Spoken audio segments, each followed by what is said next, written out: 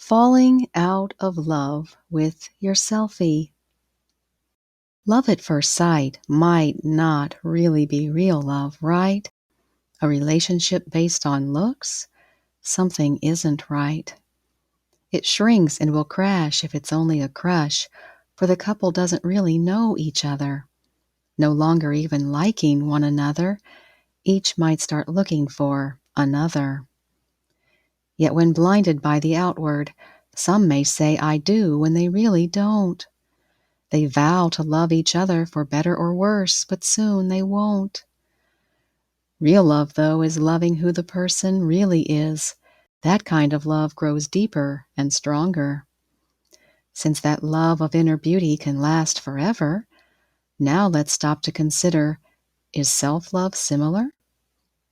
Is it appreciation of God's creation, as we, His children, reflect the heavenly connection? Or do we only accept ourselves when smitten with our reflection?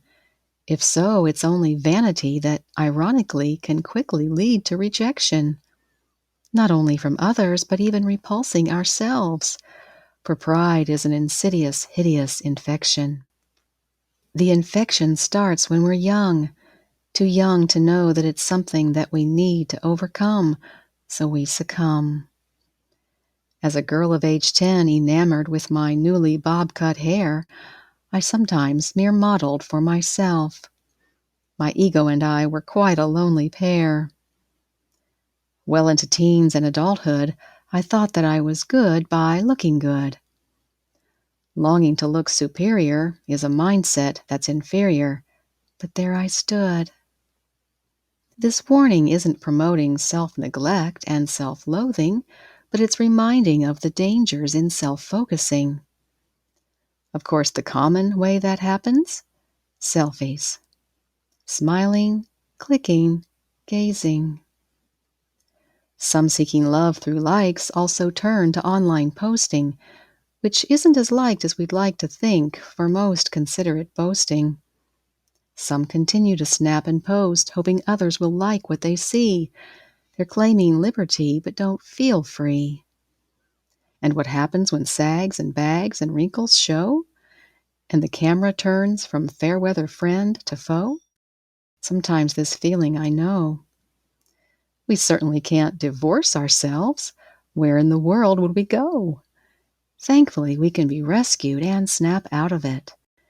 If egos aren't letting us grow, we can finally say no. Seeing that pride is often still an uninvited guest, this video is a gentle reminder to not just others, but me, for I have to admit that sometimes I still fail the mirror test. In other words, I don't always pass the mirror, but check it to see. It's then that I clearly see that the mirror is not merely where beauty should be. Sometimes the reflection reflects the picture of health, but other times it rejects when I do not recognize my aging self. Wrinkles are part of life. They're not easy to erase, so we all need to give more grace regardless of face. If we think about it, aging is actually a blessing, for it helps us to let go of deadly pride. Imperfections in reflections could be good if we take them in stride, causing us and others to look instead inside. It's not necessary to make ourselves look ugly, but looking average and friendly is better than cute but smugly. In reality, people actually like real people even more, for when there's more in our heads than conceit, we're less of a bore.